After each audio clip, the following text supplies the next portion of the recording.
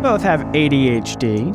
Yes. I've heard rumors, yeah. Yeah. And I don't know about you. I have this one symptom of ADHD. I don't know if you have this as well. Time blindness. Do you have this? Oh, yeah. I've never been able to predict how long anything is going to take. Yeah. And also just like losing track of time. I've been working on stuff sometimes where I'll be like, all right, this will take me like 20 minutes. And then 4 hours will go by. And it doesn't even feel like 4 hours to me. It'll feel like it's 20 minutes. So in the future, I'll be like, yeah, that took me 20 minutes, even though it took me 4 hours. I got the time blindness in the other direction, which is like, oh yeah, if I have to go for like a walk, like if I have to go around the corner 10 minutes to pick up some milk and I have to like walk all that distance without any form of stimulation, it'll feel like torture. Like an hour-long bus ride without like a podcast or something will like, oh yeah, I will actually feel like it's like the worst experience ever, because like it'll feel like it takes like 16 hours just because I don't have anything to do.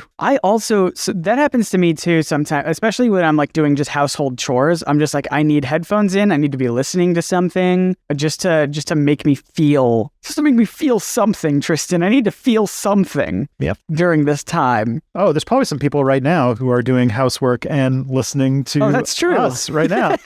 So, Jeremy, you should be doing the dishes right now. Jeremy, do the dishes. Krista, walk the dog. But did you know that missing gaps of time is also a common feature of people being abducted by aliens? I know that it's a common feature of my bachelor party, but I guess it could be. Yeah, that's true too. I guess it could be. Were there aliens at your bachelor party? Couldn't tell you. I wasn't invited, by the way. This was before we met. Yeah, I couldn't tell you. Do you think ADHD people get abducted by aliens every day when we lose track of time? That would make it a lot. Like, there's, you know how like the internet is full of people who want to tell us that ADHD doesn't exist? Yeah.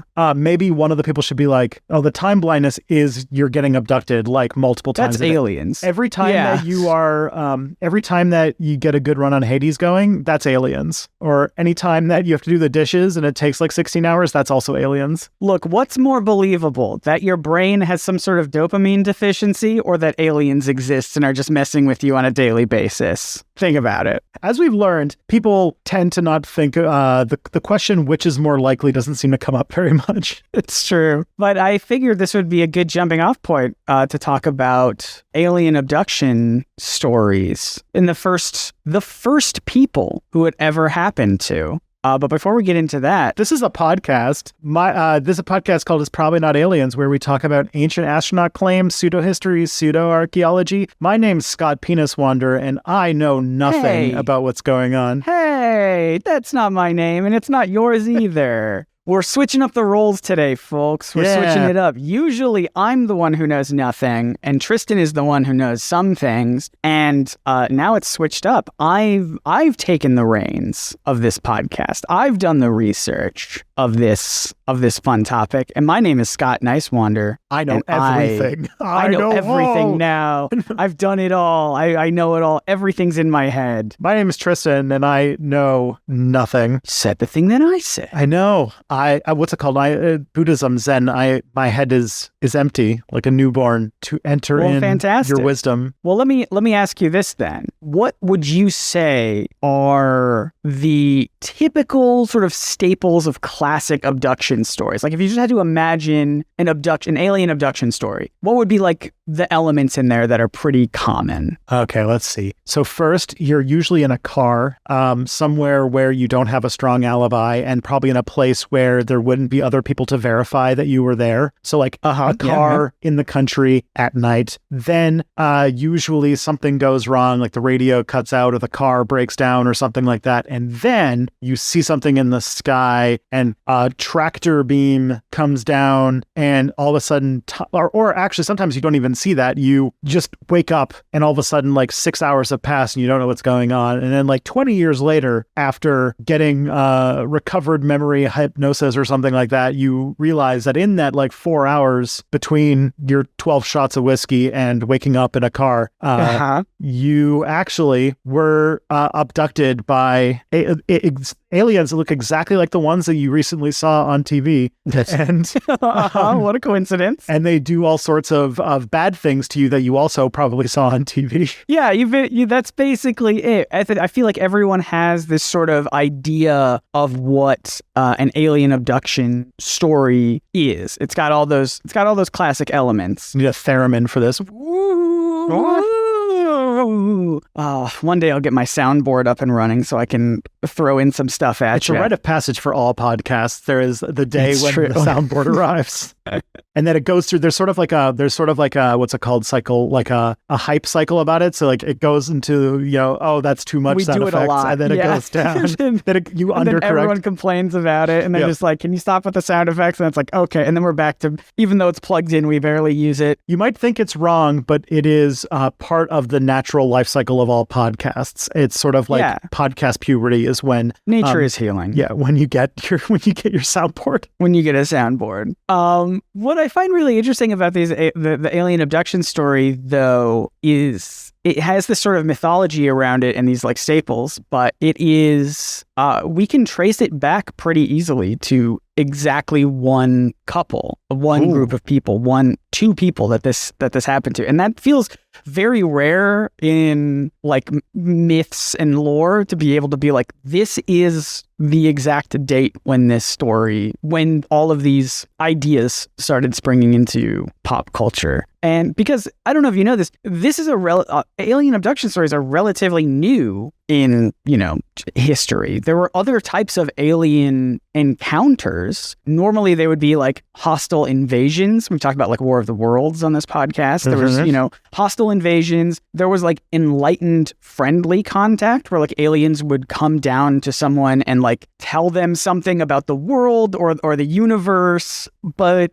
being abducted, especially like sort of ambivalent scientific abductions where like the aliens don't see you as beings, like invasions and like, friendly contact, that's like the aliens seeing you as other beings that they would be like, all right, we're going to either take control of them or we're going to try and befriend them and like enlighten them in something. But these sort of abduction stories are usually like very ambivalent scientific abductions where the aliens are treating you as just like, just a rat. Animals. Yeah, they're wanting to do like some sort of experimentation on you, take you into their ship, do something weird to your body, put you back down on Earth. That is a relatively new concept. I said not very new. This all happened 80 years ago, but it's weird that we can trace it back to specifically 80 years ago, almost exactly. Wild stuff. And it all happened because of a husband and wife duo in 1961. Oh, power couple. A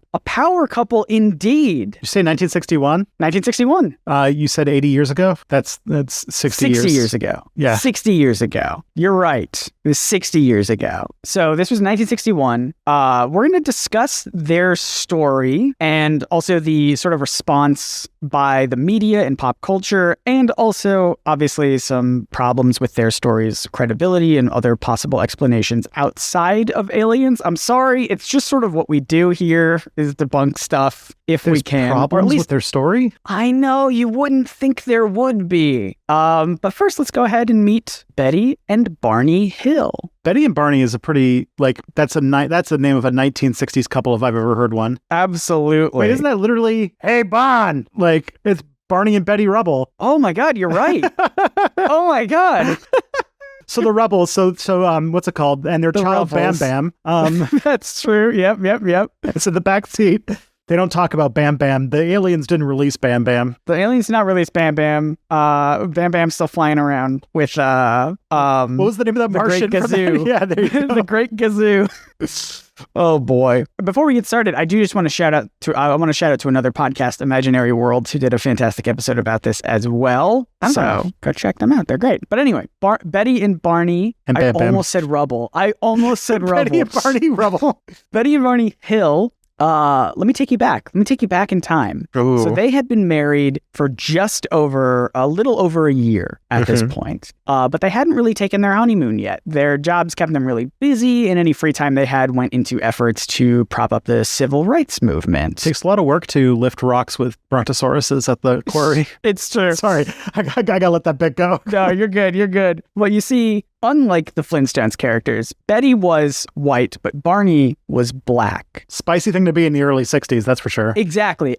Now, the only reason I bring that up is because it does become important later on in this story. But so 16 months into their marriage, they finally had enough time and money to take a small little weekend road trip through Montreal and Niagara Falls. How's Montreal? I don't know that one. Is it good there? Is that a good place to take a honeymoon? Oh yeah, beautiful city, wonderful place. What's it called? I love Montreal. I've been there several times. Go to the Marché Saint-Laurent. Yeah, like great times. If they went in the wintertime, I took my wife to Montreal once, and it was negative 36 or something like that, which is almost the exact same temperature in Fahrenheit. So it's like, oh God. Oh goodness. Oh yeah, cold over there in Quebec. That's cold.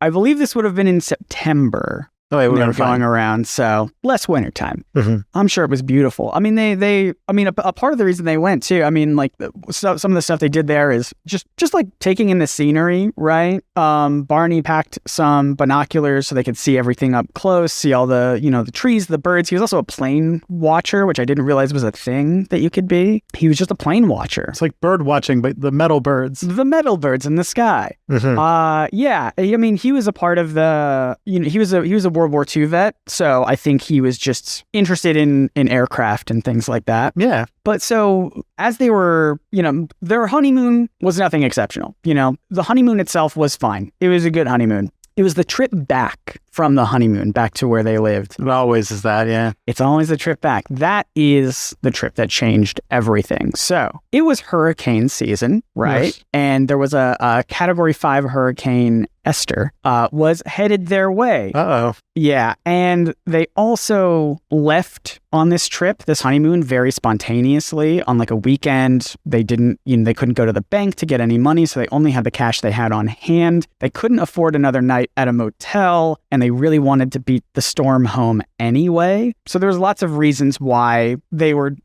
driving all throughout the middle of the night, right? They couldn't stay anywhere. They wanted to beat the storm. They decided to drive from Vermont to their home in New Hampshire all the way through the night, arriving sometime around 3 a.m. Oh, now I see where this is going, because I believe in a previous episode we established that Connecticut is the dark place of Hades where no one dares to tread. So this probably happened in Connecticut. Probably. We'll see. But so they settled on their plan, and the two of them just drove in the dark. They were the only vehicle on the road, sort of as you were saying earlier. They're in a car driving in the dark, no one else around. Be any possible alibis or witnesses. No. Yeah. Exactly.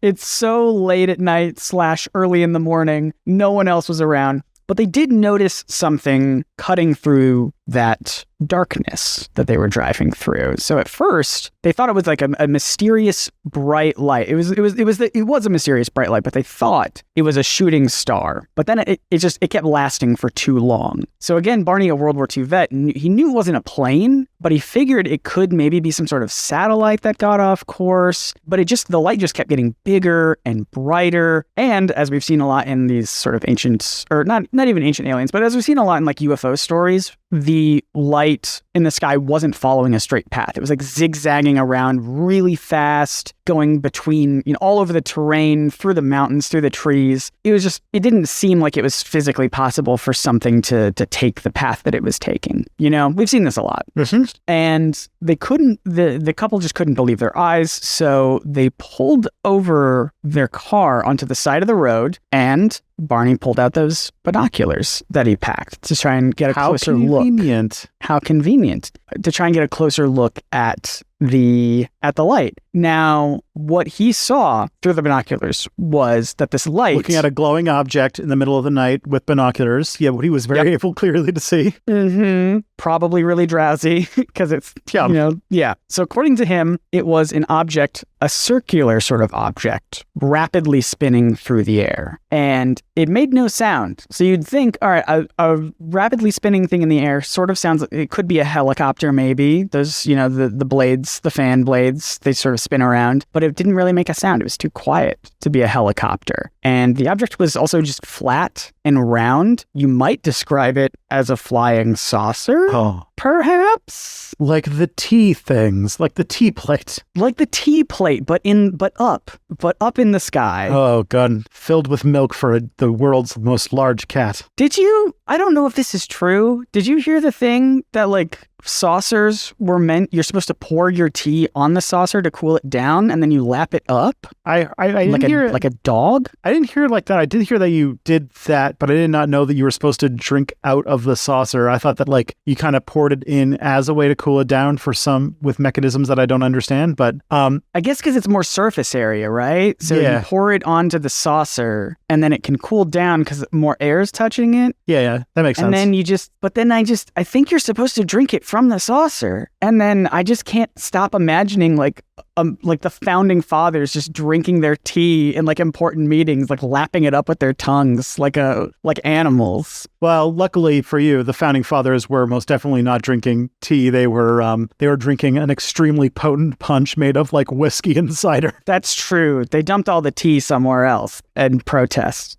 That's true. Famously. So also through these binoculars, Barney saw that there were beings inside of this aircraft. He saw a lot with these binoculars. They were good binoculars. He saw not only what it was, but he told those binoculars enhance, and they zoomed in even further. They're like binoculars on Star Wars, where they can just keep going. He saw beings in them. Now, we're going to get to this later, but could you, just out of curiosity, what do you think these beings looked like? My guess is that they were slightly shorter than humans. They were spindly, like skinny, with big heads, big black eyes, and gray skin. That your typical gray, I feel like, is, if this is the origin of all UFO abduction narratives, then I feel like they would go for the gray. But the gray is kind of a recent phenomenon too, so maybe it's going to be like sexy Venus or sexy aliens from Venus or something. Yeah, we're going to get to this later, but I'll tell you exactly what they saw, but I'll tell you one detail that I want you to keep in your head just because it's fun.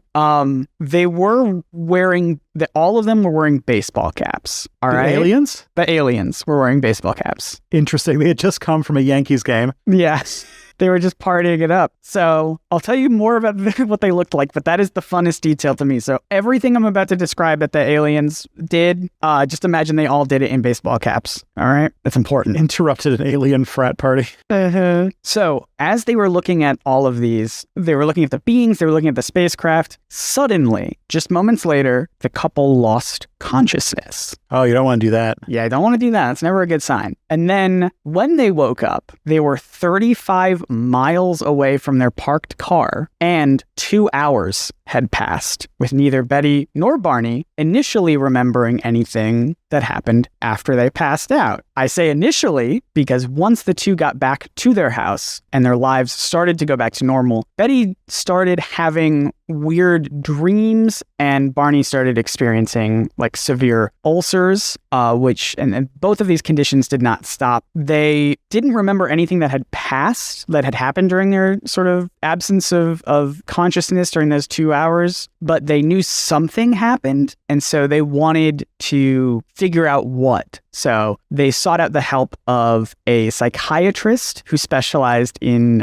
hypnosis. Red flag. Right, named Dr. Benjamin Simon. Mm-hmm. And it's in these hypnosis sessions that the classic elements of a UFO abduction story starts to unfold for the very first time. So this is interesting. There are still recordings of some of these hypnosis sessions still available to listen to online. And some of them are pretty upsetting. The most upsetting one, I think, is with Barney on February 22nd, 1964, who is clearly in distress when he recounts the tale of their encounter.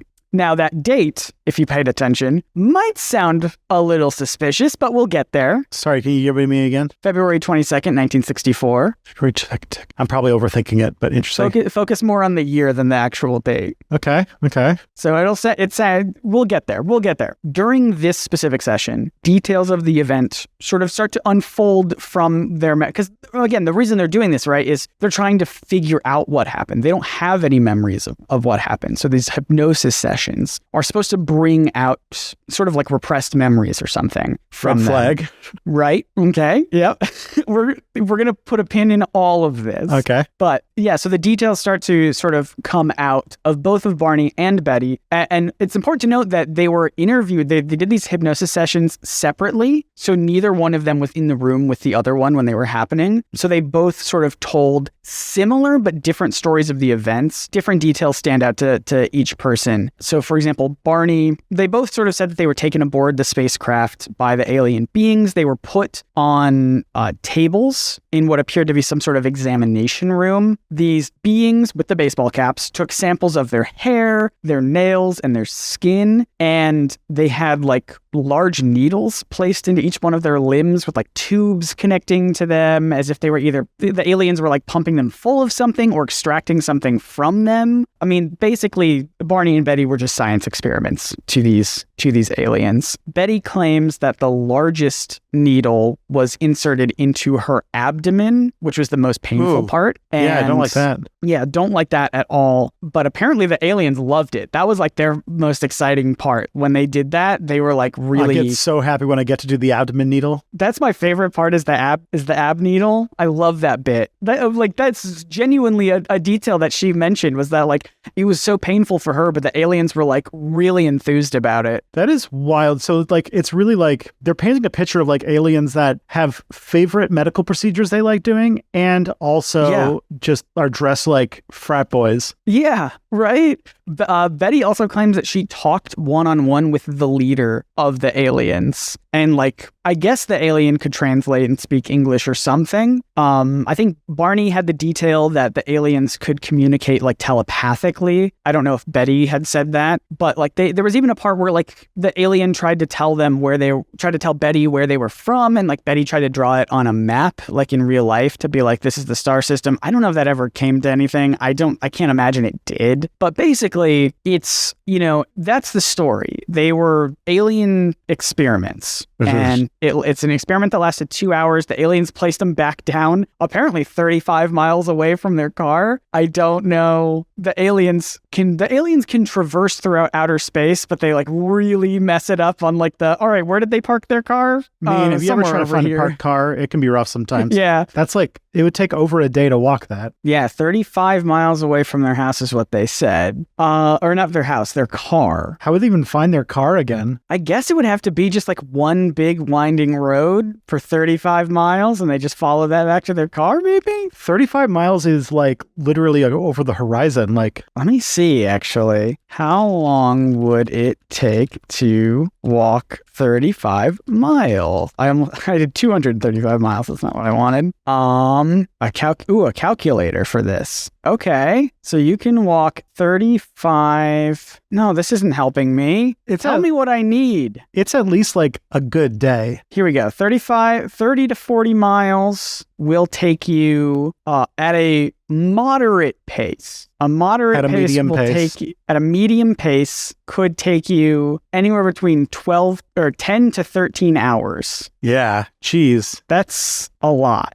If they were booking it, they could do it. If they were booking it the whole time, a brisk pace could be like 7-10 hours. That's like a full day's walk there. Yeah. That's weird that never gets mentioned, that they seem to just make their way back to their house. What do you think they talk about, like after you get abducted by aliens and or in their case, they have no memories, so they're just walking. They have no memory. Yeah, they just They spend an entire day talking about when they're trying to find their car again. Well, and they lost 2 hours. So add 2 hours to how long it would take to walk back to their car, then drive back. So plus that all the time to find their car. Like, can you imagine finding like being that far? Like, unless you like knew exactly where the car is, it would be like I could get 35 feet, but 35 miles is miles. Jeez. Yeah, that is wild. I didn't think about that. They never talk about that. All the stories just are sort of just like, anyway, so then they get back to their car and they drive home. And it's like, no, that would be like a whole ordeal. That would be a multi-day process. Yeah, they'd have to like stop at Denny's partway through. They had no money. So anyway, all of this stuff comes out during those hypnosis sessions, which we will talk more about later. As you can see, I'm putting pins in everything. I just want to tell their story first before we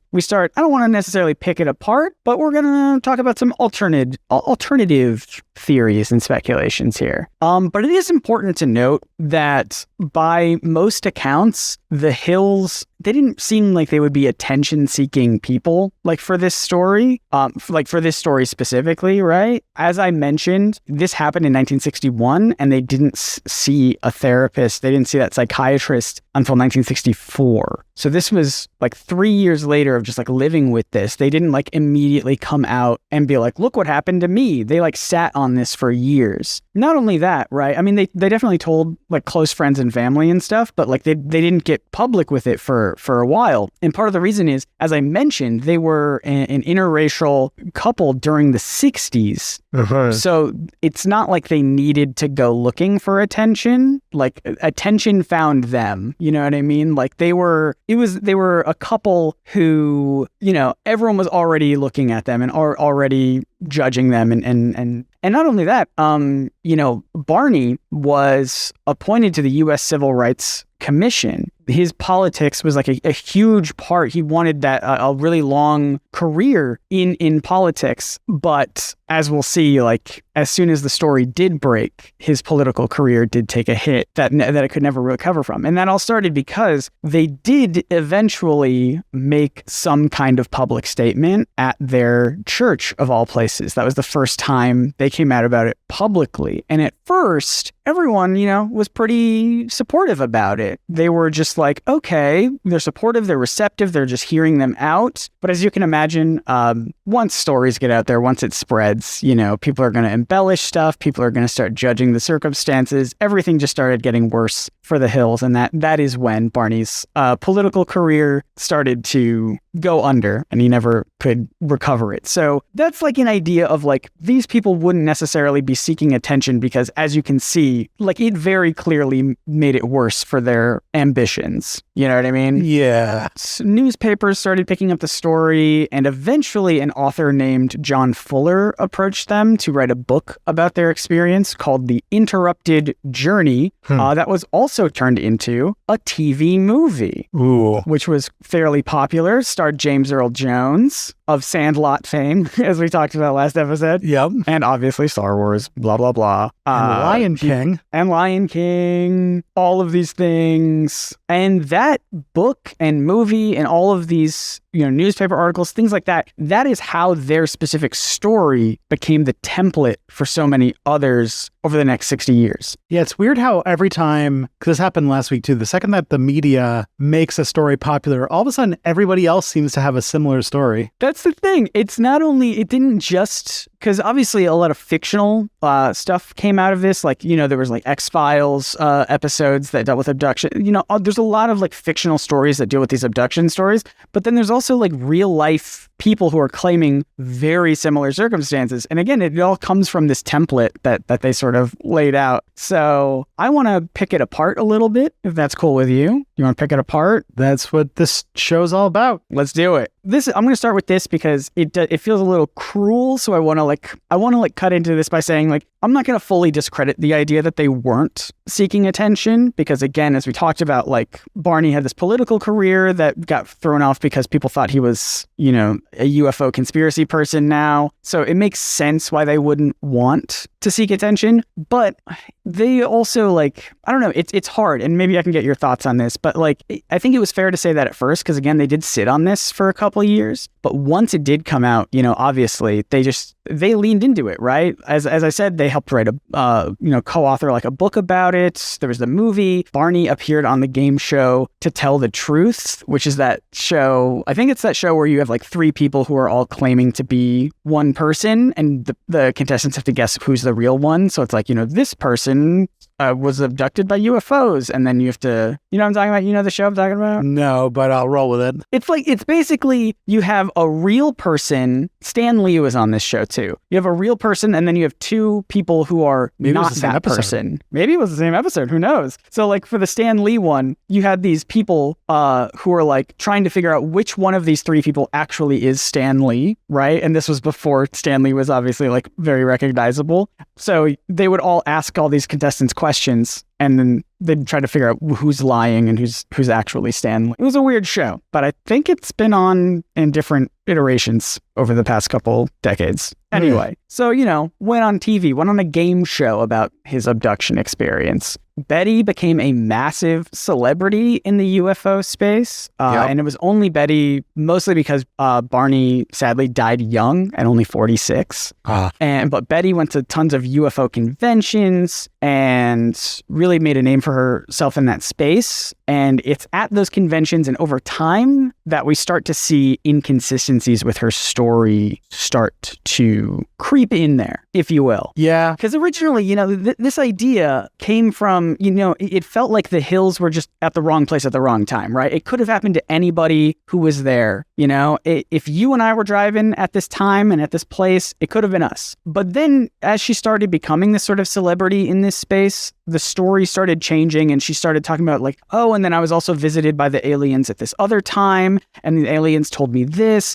And it made it seem like she was trying to be like, oh, it wasn't just a random occurrence. Actually, like, I'm special. You know what I mean? Like, I'm the special alien. Like, I'm the special aliens like me and they keep visiting me and doing stuff with me. Yeah. And, if you are a celebrity and a space like that, you got to keep making content. People, if you don't come out with something new, then you're just going to get forgotten about. Exactly. So it's like you can tell the same story over and over again, but people have probably already read the book. They've seen the movie, So you have to keep being like, oh, and then I was also visited by aliens this other time. And even in those spaces, in those alien conventions, those UFO conventions, because she kept going and because she kept making it seem like she was like special, people even then in those places started doubting her credibility a bit, Yeah, the UFO people are like, I don't know. I find this hard to believe. They drew a line in the weirdest place possible. Yeah, that's a strange story. Like, I'm very curious about the dynamics there of, especially if Barney like had these other ambitions, but then like almost got it sidetracked by telling this story. I'm curious, and then like kind of picked up obviously as his political ambitions sort of started to peter out. I wonder what the state of his like if he like made the real go for it and then he failed and then sort of then became public with this or became public with it as like the story started to pick up or like as like, I mean, like, I don't know, like I said, he was appointed to the U.S. Civil Rights Commission. So like by all accounts, like his career was going pretty good. Mm-hmm. So I don't know, there are accounts, and I don't know how credible this is. There are people who claim that like Barney is the reason why they kept it so close to their chest for so long, but Betty, on the other hand, is the reason for like, because they didn't have to make an announcement to their church. They didn't have to go public with it, but someone suggested that they do. And there are claims that like Betty was the one who was like overly eager to tell the story and go public with it. And that's sort of reflected in this idea that that she went to all these UFO conventions and like wanted to be a part of that space. But I also know that a lot of media and storytelling and stuff like that can be a lot harsher on women. So I don't want to necessarily say that is the case, but that is just a thought that's out there. Yeah. Also, I could see a interpretation of this that's not necessarily nefarious in that sense. Like, I think as we learned, like when we were talking about the satanic panic several episodes ago, that a lot of this like recovered memory hypnosis stuff is it implants false memories. And there are entire families that got torn apart and like people did like actual prison time for like childhood sexual assaults and stuff like that they didn't commit because the people got like recovered these memories, but like it didn't make the memory any less real. Right. It just didn't actually happen. And I could see that if they were getting involved with that, and also psychology was not super well understood back then, that like they had these memories and like corroborate, like they like started believing them. And then as they believe them, like the more that you sort of believe that, the memories will sort of like reinforce on themselves. And in further sessions of recovery, you would be building up on that. And eventually you have like an entire like reality that's created around yourself that you legitimately believe. And it could be that Barney like legitimately believed some of these things and just spoke out because he felt like it was an important thing to do, despite the fact that he hit even though it's just the fact that like our brains are basically Play-Doh, and we can't really be trusted to remember anything. And especially in a state like hypnosis, like even though hypnosis is kind of, it's got some it's not very scientific, but there are ways to, with like meditation and stuff like that, put people in a sort of suggestible state where you can get people to recall things that never happened. And absolutely, it could happen with these people. Well, you are right on the money of what I was going to mention next. So this is what you're talking about is exactly sort of the counterpoint that a lot of people point to. And we talk about the fallibility of memory a lot on this show. And what you'll see as, Betty continued telling this story. And again, we have recordings, so we know sort of what their initial recounting of these memories are. But, originally, these aliens wore clothes, right? Baseball caps. Fully clothed. They had the baseball caps, obviously. They had hair, and they very even specifically had noses. But as the story kept being told over decades and decades, all of those details started fading away and smoothing out, both literally and figuratively, to the point where the aliens became hairless, naked, smooth grays. And that's sort of that's part of where that idea comes from. It's all these details of the aliens starting to disappear, and they just become gray nothings. And as you were talking about the memories and the hypnosis, the original idea behind this encounter is they had no memory, right? They just lost time, and they were far away from their car, inexplicably far away from their car. Yeah. Absurdly far away. And they had no idea what happened. And it was these hypnosis sessions that sort of brought out these memories. And when you're trying to recover some sort of repressed memories, there's a chance that you'll mix in.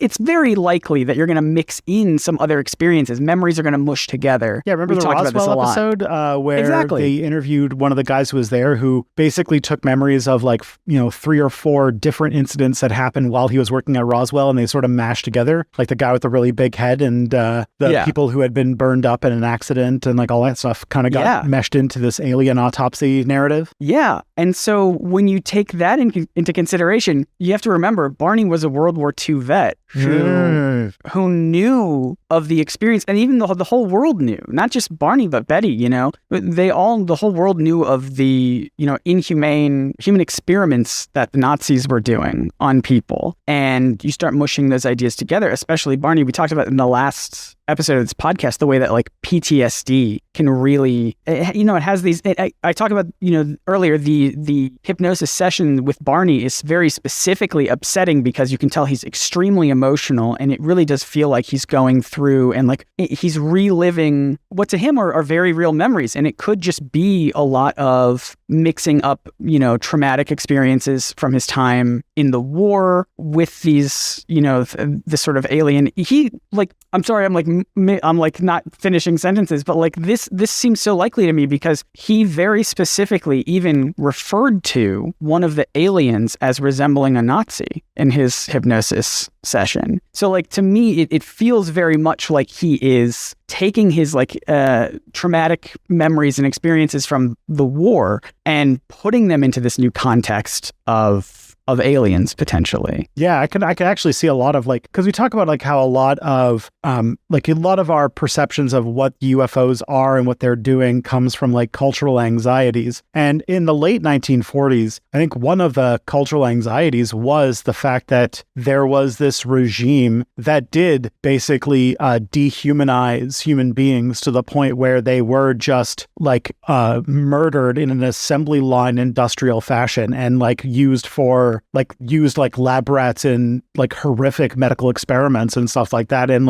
that's this is what was the year again? 47 for this 64 event? 64, right? This was 61 is when it happened. 64 is when the 61 hypnosis sessions. So the world is still if you think about it, that would be for today, it would be if you were to compare it to our time, it's like 9/11. I was going to say it's almost the exact amount of time, yeah. And so even a little bit less, but or a little bit more, but not much. So like 9/11, like, you know, there are still aspects of like us working. My PhD research was on this, about how we are still working through 9/11 socially in various different small ways. And so like the cultural idea in there, like in the 1960s, psychology was obsessed with this idea of like, how do you get a society to that point? Like the famous like the Stanford prison experiment, and like the other experiment that was done where like they were pretending to electrocute people. Both of them actually have a lot of problems with them to show that their conclusions were not nearly as sound as they were, because they had this whole idea that people are generally prone to authoritarianism, but it's mostly because in the case of the prison experiment, they were like kind of nudged. The prison guards were nudged to be more cruel. They weren't just like naturally cruel. And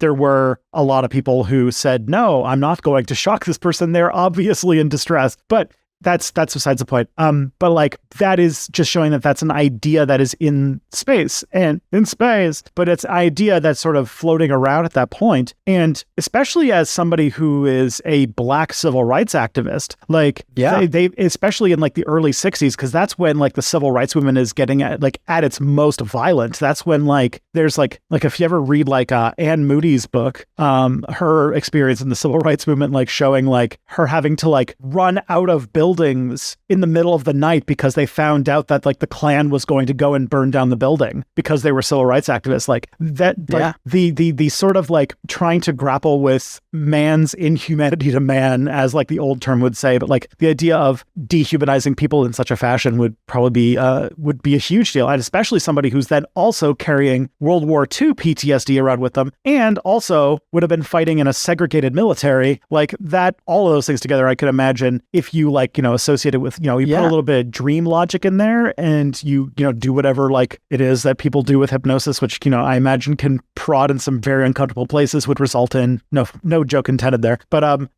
would result in another extremely elaborate, and obviously from the recordings, from the way you describe it, a traumatic episode, which can then, you know, build upon itself. And that, I mean, and that's just Barney. I mean, when you're talking about the cultural context and the cultural sort of anxieties of the time, we can also look at, you know, what Betty might have been experiencing and having conversations about, which would be, you know, reproductive rights was a big conversation there. And so we look at her experience about having this big needle stuck in her abdomen, while the powerful aliens over her are like really enthusiastic about being able to, you know, do something with her body, in her body, without her consent, without her control, without her any sort of autonomy. And you can definitely see again the sort of anxieties there of what she could have been, you know, projecting into this experience. Plus, like, I imagine the experience of growing up in a sort of like white American culture, and then seeing firsthand by being married to a Black man, seeing like what, like just how distant and how like cruel people, like, yeah, there's a lot of, there's a potential anyways for a lot of really hard feelings that are difficult to speak about and really like really work their way through. And you mix hypnosis into that, where they can implant all sorts of wacky ideas, and man, this got real sad. This is the part where Scott makes me sad. Well, here's the thing, too. I mean, we keep talking about how they're a biracial couple during the civil rights movement. There's a slight maybe positive spin on their alien story, which is Scott. The aliens didn't seem to discriminate between them, right? They experiment equally, equal opportunity experimenters. They experiment equally. They're all humans, so the aliens are woke, is what I'm saying. They're aliens woke aliens. Are Mary Sue. They're a Star Wars. Yeah. But that's sort of that's the story. That's where it all comes from. Is this specific couple and their experience. And I don't believe, I mean, I know Barney's not around anymore. I don't believe Betty's alive either, but she would be very, very old. Very, very old. But that's sort of where this whole idea comes from. And I think it's really interesting that we can trace it back to like a specific date and a specific group of people. And Betty Hill died in 2004. There you go. So there are specific, I think there are specific alternate explanations, but I don't know. Did I convince you anything? What do you think? I'm the person who's supposed to maybe debunk stuff. stuff, or at least explain stuff further? What do you think? It's a big complicated thing, and also like because like it does seem like they very earnestly believed in these things. Yeah, and 100%. that makes things rough, man. That's such the story of Barney dying in like 1969 and her dying in 2004. That's so sad. Wait, when did he? Hold on. Was he alive enough to see America land on the moon? I don't know. I'm just looking. I just found their tombstone. Gotcha. So, but yeah, like I think that like it's a messy combination of like they're almost like a living encapsulation of everything that represents like mid-century America. Like an interracial couple during the peak of the civil rights movement, both activists, a woman during like the real like beginning of the women's liberation movement, and the sort of just the beginnings of second wave feminism in the early 60s. Yeah. Furthermore, a sort of alien fear that's kind of at this crossroads, really in the way that they talk about it, at this crossroads between the sort of shock of the Second World War and the growing, fear of the other that comes from the Cold War, where a lot of like UFO kind of paranoia starts to develop. And yeah, like just what a fascinating example of like all of the sort of the importance of context and contextual things in understanding how somebody could then come up with a story like that. And then also like as it could be that as the story started to pick up, then maybe she started making up stuff for like, because if you dedicated your entire life and the thing that you're known for is being a UFO crank, then that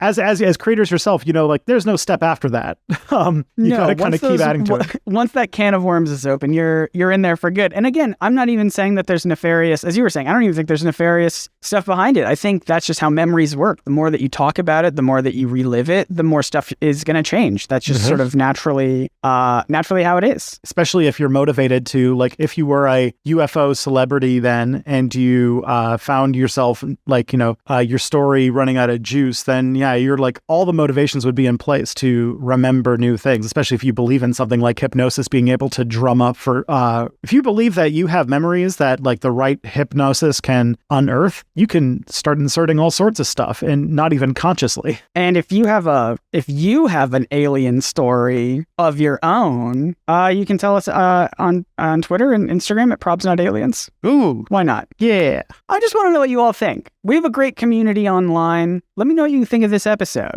I thought it was really, really interesting to research. I like being able to very occasionally get to flip the script and be the one who knows things. Yeah. But this was a lot of fun. Go follow us online. And Tristan, where can people find you online? I have a YouTube channel called Step Back. And on that channel, I talk about, I'm going to use that thing from last time. It's where I use the past to talk about the present so that we can understand the future. I'm set on that one. That's a good one. And so, that's the thing. My latest video, if you're listening to this now, it's probably early February. So I would say the video on the long history of transgender people. It's very fun. It seems to be getting a very positive reception. Scott. Yes. If I needed to get a reality check about the TV show known as, you know what? If I were to need a reality check about the state of Warner Brothers animation department, where would I go for that sort of riveting Scooby-Doo related content and Warner Brothers? Gosh, just Google it. There's so much going on. But if you want to hear my thoughts, you can go to my YouTube channel called Nerdsync, Nerdsync. I make a lot of videos about Scooby-Doo recently. In fact, I had an idea last night. It hit me that someone mentioned an amusement park around where I live called King's Dominion. And they were like, oh, we should go on this. They have a great ride called Boo Blasters. And I was like, oh yeah, they have a Boo Blasters ride in the place that I grew up, South Carolina, at another theme park called Carowinds. But that was Scooby-Doo Boo Blasters. How come the other one is not also themed as Scooby-Doo Boo Blasters? I come to learn... Say that 10 times fast, Scooby-Doo Boo Blaster. Yeah, I come to learn that like 13 years ago or something like that, they all rebranded. They took the Scooby-Doo branding away, so it's now Boo Blasters on Boo Hill or something like that. And I had no idea because I guess I haven't been to Carowinds in like over a decade. So I am now sad, and I'm planning on making a video about this terrible news that's 13 years too late. It's not news at all, but I don't know. I just like talking about Scooby-Doo stuff, so if you like that, go check it out, Nerdsync. And thank you to everyone who writes reviews of this podcast on Apple Podcasts and other places. And you can, just tell your friends about the show. Tell your friends. We like it when you do that. And the best place you can send people is probsnotaliens.com. Yep. That's a website that we have. That's a website. That's a website. It's a website that we have that has all of our links on it. Yep. So until next time, though, friends, I'm Tristan Johnson. And I'm Scott Nicewander. And the truth is out there. Probably.